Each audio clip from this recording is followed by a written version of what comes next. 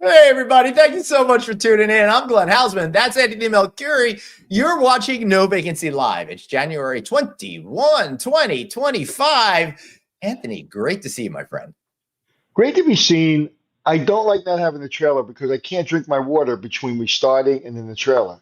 Well, there we go. Maybe cheers. We'll have a little aqua refreshment break. And I'm glad that you got you're a little hydrated now in your throat because we're gonna have a great show today, right?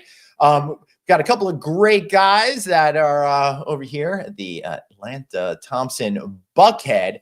I've never gotten over there, which we should, but they're going to be talking about what it really means to lead in purpose in hospitality and what you could do in your organization. We're going to get right to it. Let's bring to the stage Dontae Johnson and Jason Batts, hoteliers and co-authors of Impact Hospitality. Guys, how are you today? Doing great. Thanks for having us. All right, so first of all, you're out teching us. So what's going on over here? One image, two of you, and then also the two of you. Yeah, we're on the Meeting Owl, which is a great tool for virtual meetings for situations like this, where you want to have multiple voices in the room at the same time. So thanks. So anyone who's taking a listen instead of watching this one, it's really cool because whatever system they're using, the camera shows multiple shots of them both together and separately in one.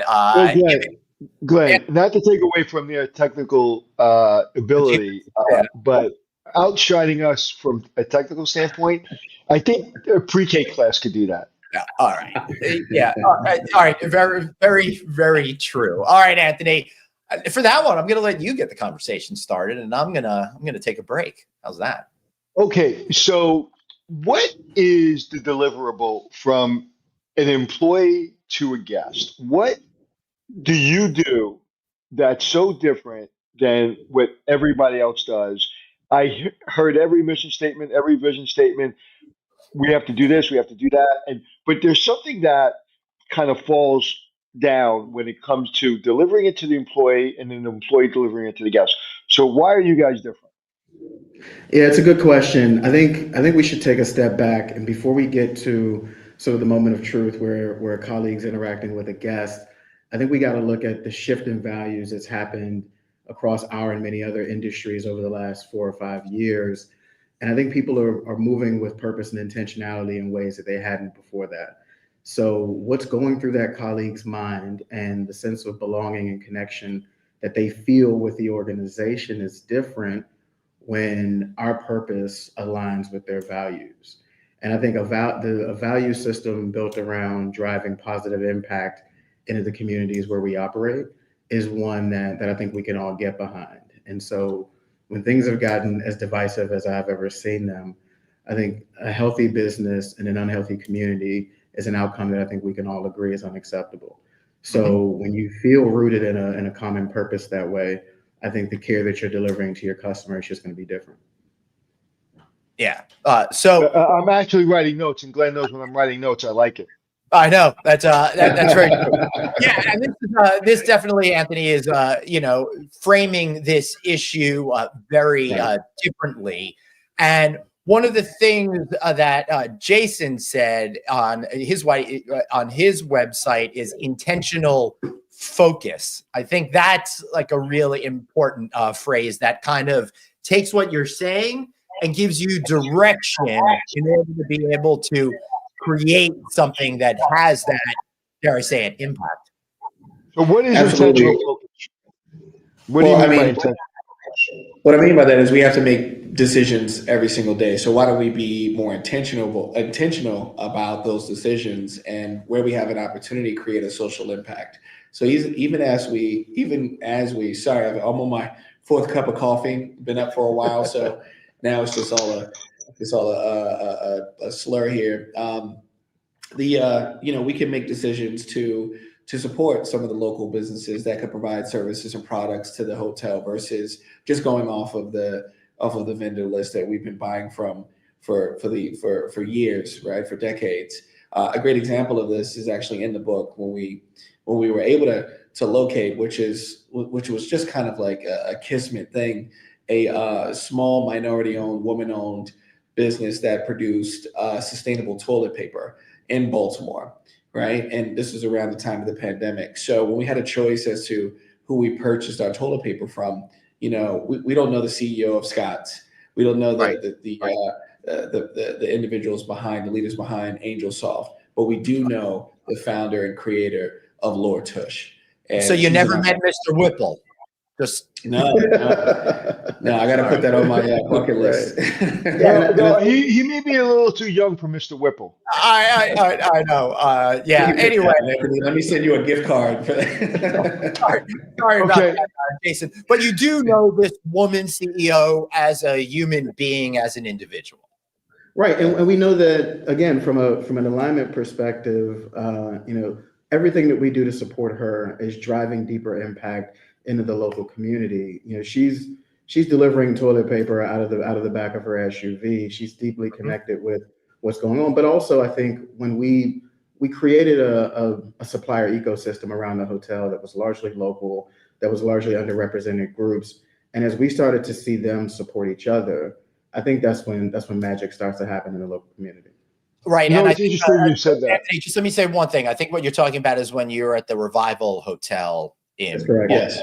We could frame it so everybody understands what we're No, talking about. that's a great. They're in Atlanta. That's a great call out. And most of the content in the book is about the work that we did in that community, which obviously we've extended to Atlanta now. Yeah, Anthony, sorry. Go for it. No, it's okay. It's very interesting that you said that because many years being in this business, almost 40. I always said to myself or housekeepers or employees, we should have started 20 different businesses to leave the hotel business to supply the hotels. So whether it be toilet paper covers, whether it be linen, whether it be drapery, whether it be design work, whether it be construction work. I mean, if people thought like you, a lot of our employees could have their own entrepreneurial businesses. And have you ever thought about doing something like that to kind of almost have some kind of entrepreneurial kind of company to set up to help support hotels? Because listen, it is more expensive maybe to buy toilet paper from that young lady. I don't know if that's true or not. But is it, by the way, or is it the same? Marginally, we were very intentional about the idea of like just keeping the cost within a plus or minus, percentage from what we were already buying it at. So I like to say that, I was fairly new. That was my introduction to the hospitality industry when we were working at Revival and working with hotels as well. So, when I got a chance to really get to know Dontae, I realized that, he had a very entrepreneurial mindset, which I didn't expect going into such a corporate environment. Right. So we were looking at ways to explore how to get the toilet paper to a price point or work with other vendors to make sure that their expense was, a marginal increase from where we were, but made a big impact to our colleagues in the community and to our customers. We were able to accomplish that through creative means, right? Through giving them tools, giving them the information that they needed to be armed with to make certain decisions in order to meet those parameters. Yeah, and I would add to that, we were building a model that was meant to be replicated.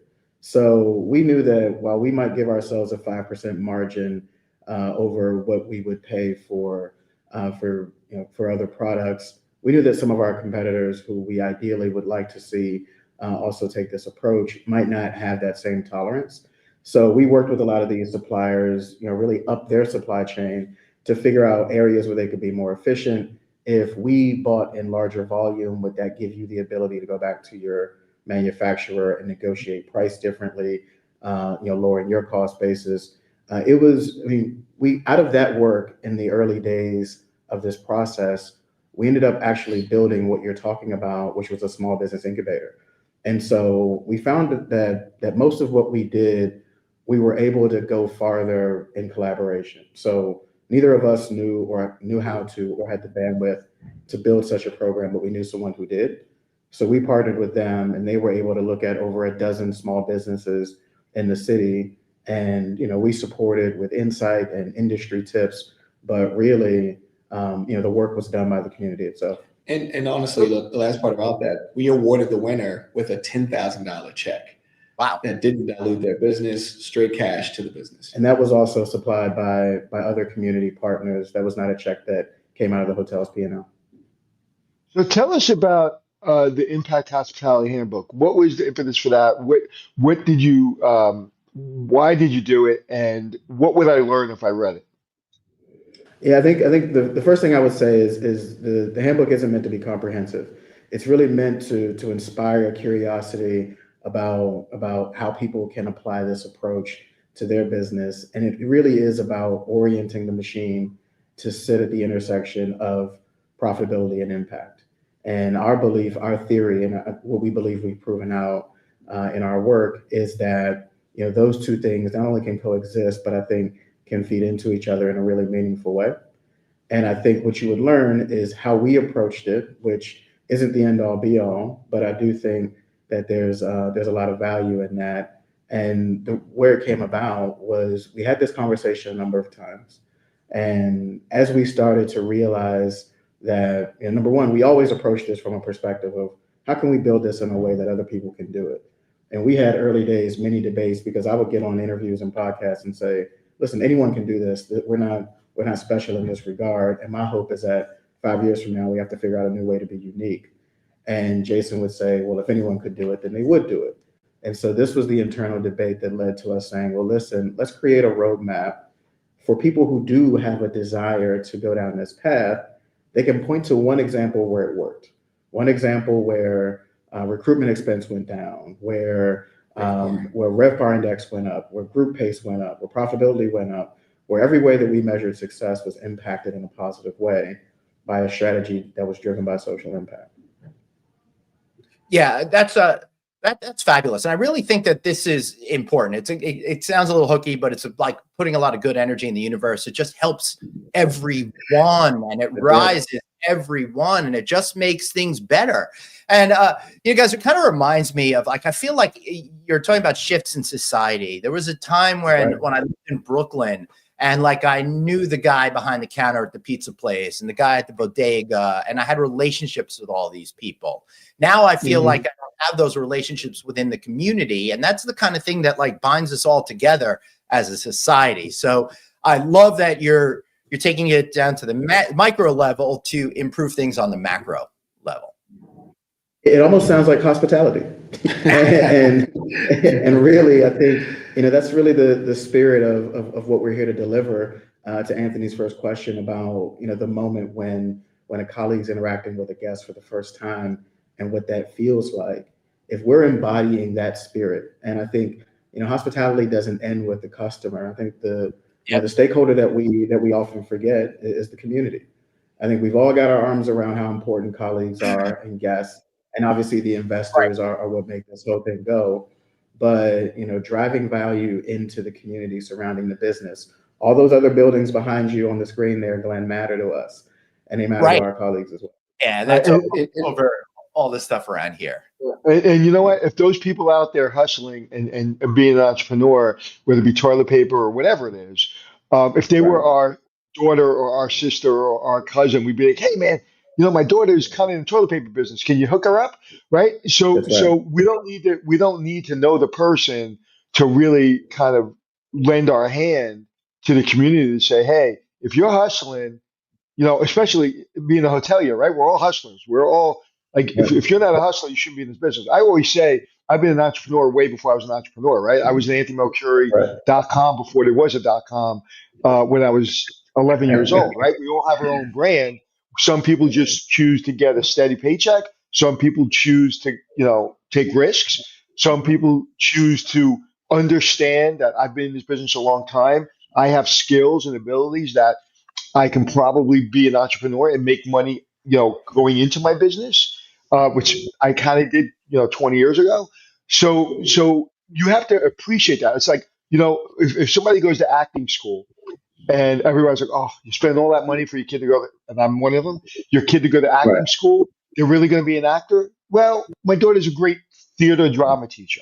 And actually one of her best friends was on Broadway. So yeah, who knows? She got a great career. She's doing well. We have to inspire people. I don't care if they want to be in theater. I don't care if they want to sell toilet paper. Our number one job is to say yes. Just do it. Like if somebody came to me tomorrow and said, I want to sell pencils on 42nd Street, I go, well, there's a naked cowboy that built a brand in Times Square in his underwear in 20-degree weather, and he probably makes $500,000 a year in tips. So go sell pencils, and you don't have to stay in your underwear, right? And So to me, I just love that spirit of entrepreneurship and that you really kind of feed into that.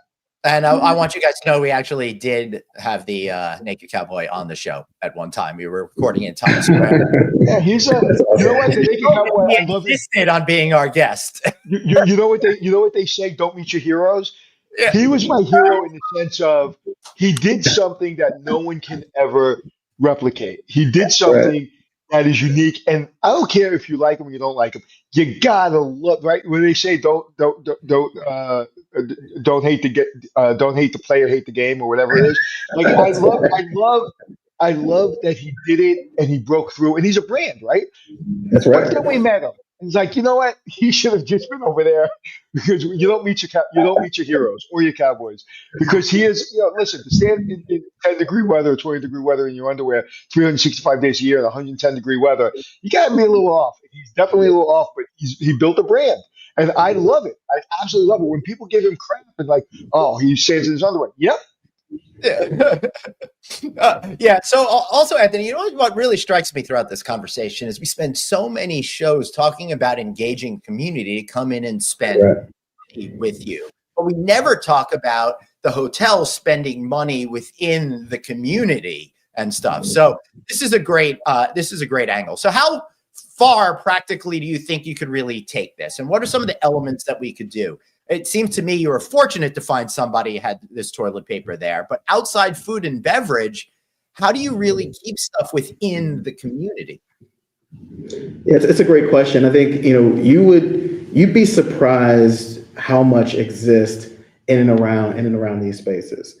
And to be clear, like we didn't start with seeking out toilet paper. We set the intention to drive value into underrepresented places in our check register. So we started out with just looking at where we were currently spending, and then really putting out to the entire team, hey, we would love to be more intentional about this. And the dream scenario would have been the Lord Tush example, but we didn't know it existed when we set that intention. So I think as far how far can we take this, I think the answer to that question is there really are no limitations to it. There's no specific segments in the industry where it matters more than not. I think you can be intentional about the potato chips in the lobby market in a select service hotel. You can be intentional about the product that's on the plate in a luxury hotel. But see, here's the thing: like when all you have to do is just look at who you ordered your products and services from in the month before, and just click a button. Right. And the systems are set up to reorder those things for you. It takes the intentionality out of the experience, right? Right. Out of the whole process. So that's where we have to pause things for a moment to say, can we find this locally? And then not use the assumption because an individual may not have done enough research to say that doesn't exist because I haven't seen it. So you do, again, have to show some level of just intentionality by doing the work, by going to the small business bureau, being out in the marketplace just to see what you may be able to find through your own journey. Yeah, we've talked a lot about sourcing, but that's not the whole of the strategy, of the philosophy. That's a part of it, and I think where we arrived at that was we started with doing a study of the city. And so we looked at all the places where Baltimore, which was the setting at the time, was strong. And one of those areas was entrepreneurship. And I think there's a lot of theories on how a city like Baltimore becomes a leading market for entrepreneurship in underrepresented communities that we probably don't have time to tackle today. But I'd be cool that was in the next 15 minutes, though. That'd be great. Right. That was something that jumped off the page at us. Also, a lot of the statistical outcomes around young people jumped off the page at us.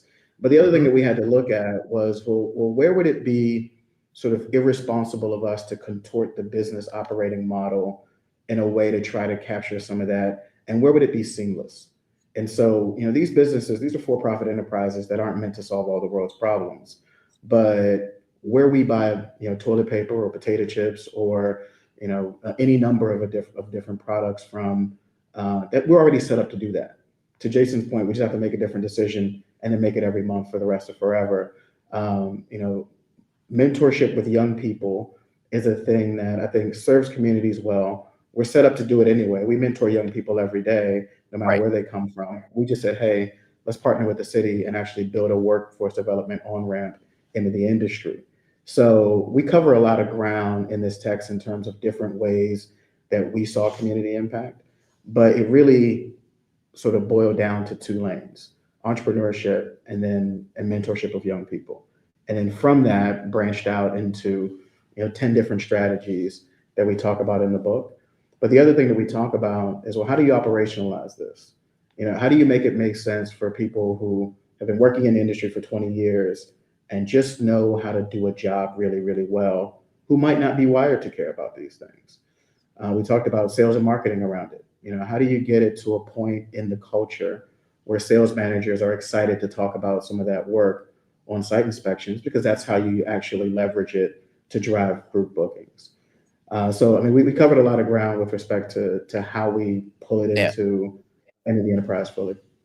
Anthony? Yeah, but I think what's important, if we can back up a little bit to what you just said, the reason hotels do not maybe look at their community to source materials outside of farm to market, that's been overplayed for decades now, but because of consistency, right?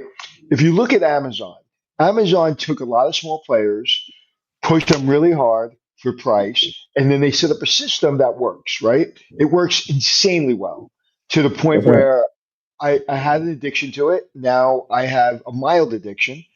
Don't ever look at your Amazon account for a year, because when you realize you ordered 627 packages, you may have an addiction.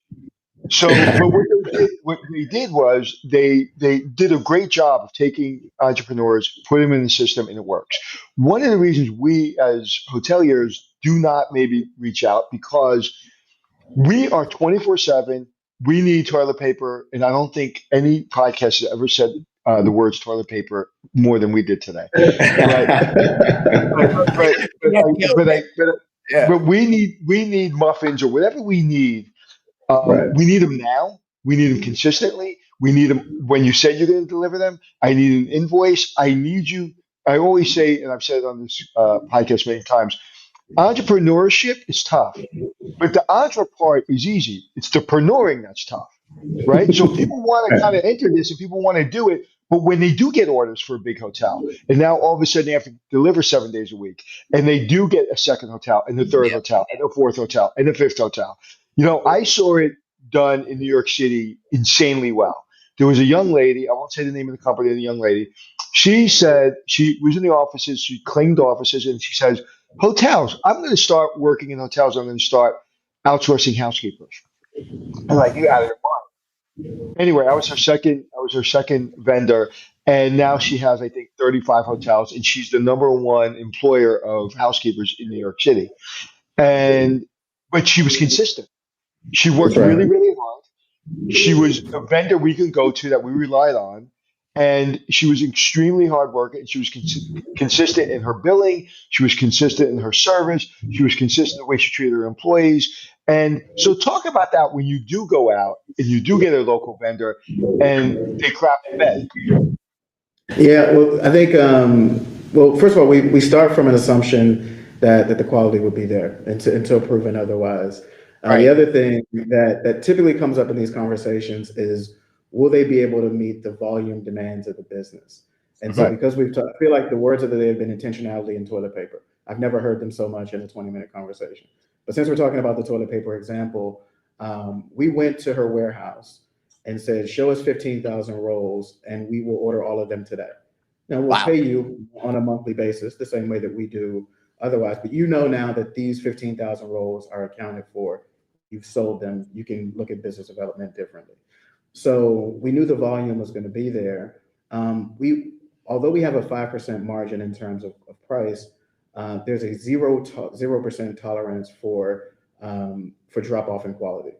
It's got to be there, because the reality is, to your point, it's not scalable if the quality isn't there. The second that we start saying to people, well, it's not as soft, or it's not as, whatever, way that the product would be desirable doesn't exist, the whole thing falls apart.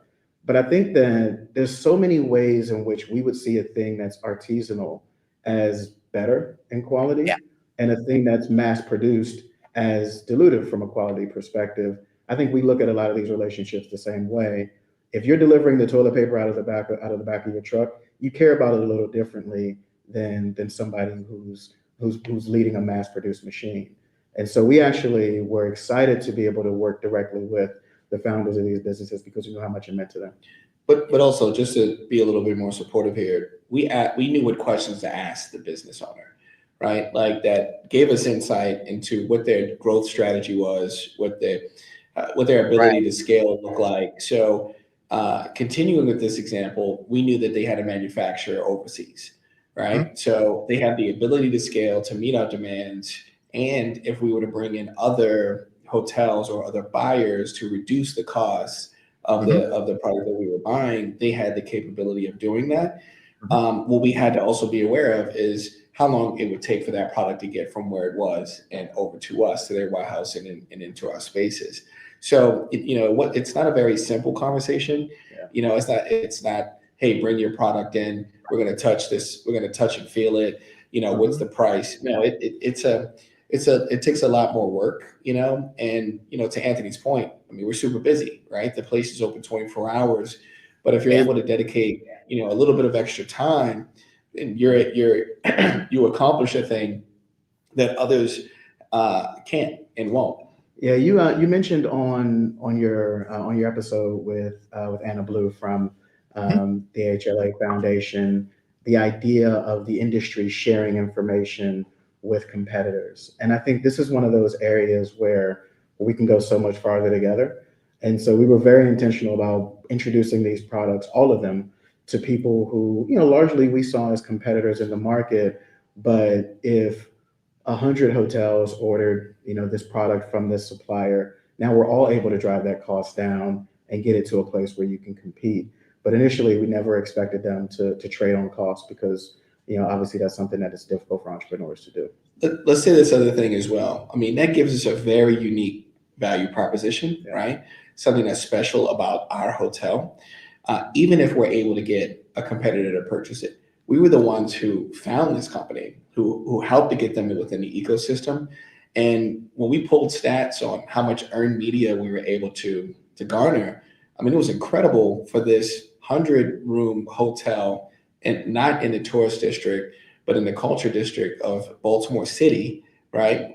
During really tough times, that to get that much, coverage was insane. Everybody from CBS Saturday Morning Show, the Rob Report, all of that. So, I think that that's another one of those factors that are, have to get mentioned. If we're talking about driving awareness as to people seeing the hotel, hearing about the hotel in order for them to book, stays at the hotel, that's a huge, just needle shifter. Yeah, it sure is. All right. So how can we learn more about the book?